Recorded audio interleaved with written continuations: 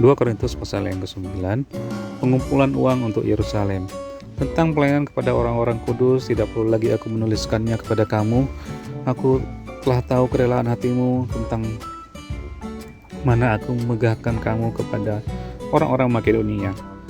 Kataku, Akaya sudah siap sedia sejak tahun yang lampau, dan kegiatanmu telah menjadi perangsang bagi banyak orang. Aku mengutus saudara-saudara itu agar kemegahan kami dalam hal ini atas kamu jangan ternyata menjadi sia-sia, tetapi supaya kamu benar-benar siap sedia, seperti yang telah kukatakan.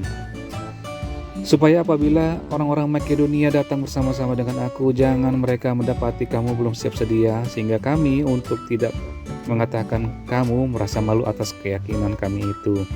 Sebab itu aku merasa perlu mendorong saudara itu untuk berangkat mendahului aku, supaya mereka lebih dahulu mengurus pemberian yang telah kamu janjikan sebelumnya, agar nanti tersedia sebagai bukti kemurahan hati kamu dan bukan sebagai pemberian yang dipaksakan.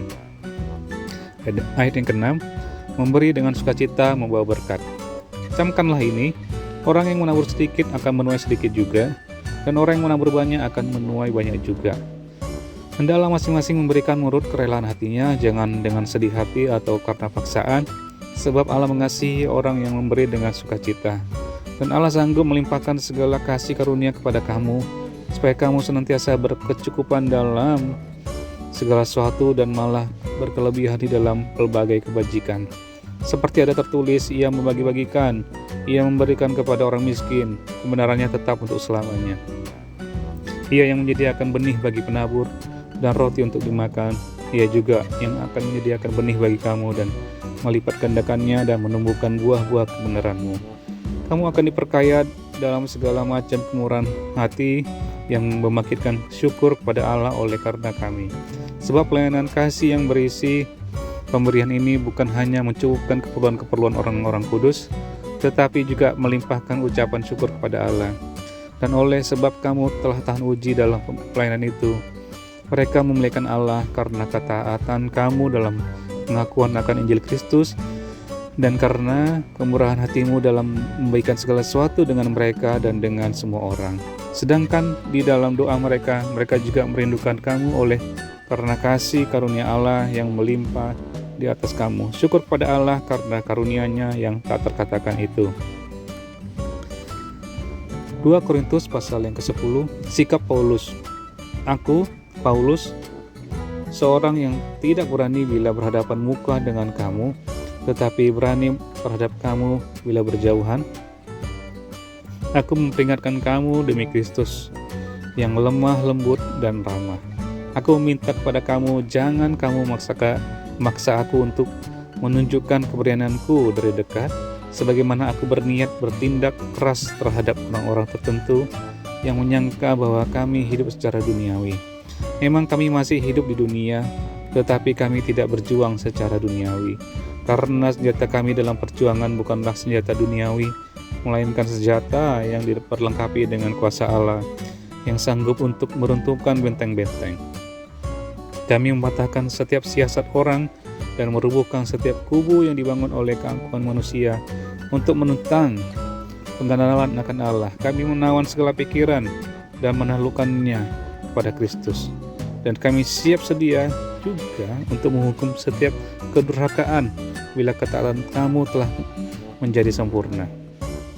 Tengoklah yang nyata di depan mata kamu, kalau ada seorang benar-benar yakin bahwa ia adalah milik Kristus, hendaklah ia berpikir di dalam hatinya bahwa kami juga adalah milik Kristus sama seperti dia.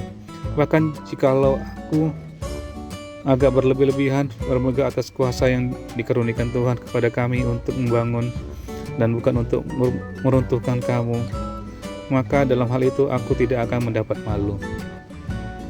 Tetapi aku tidak mau kelihatan seolah-olah aku menakut-nakuti kamu dengan surat-suratku, sebab kata orang, surat-suratnya memang tegas dan keras, tetapi bila berhadapan muka, sikapnya lemah dan perkataannya tidak berarti.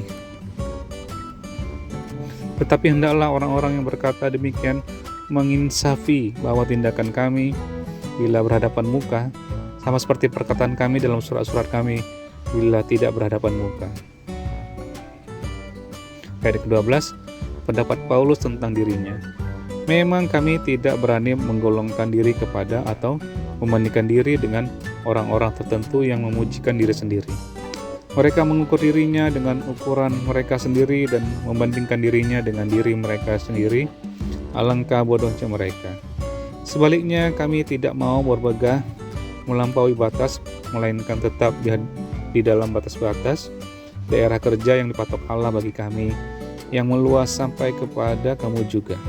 Sebab dalam memberitakan Injil Kristus kami telah sampai kepada kamu, sehingga kami tidak melewati batas daerah kerja kami, seolah-olah kami belum sampai kepada kamu. Kami tidak bermegah atas pekerjaan yang dilakukan oleh orang lain di daerah kerja yang tidak dipatok untuk kami. Tetapi kami berharap bahwa apabila imanmu makin bertumbuh, kami akan mendapat penghormatan lebih besar lagi di antara kamu jika dibandingkan dengan daerah kerja yang dipatok untuk kami. Ya, kami hidup supaya kami dapat memberitakan Injil di daerah yang lebih jauh daripada daerah kamu dan tidak bermegah atas hasil-hasil yang dicapai orang lain di daerah kerja yang dipatok untuk mereka. Tetapi barang siapa bermegah, hendaklah ia bermegah di dalam Tuhan, sebab bukan orang yang memuji diri yang tahan uji, melainkan orang yang dipuji Tuhan.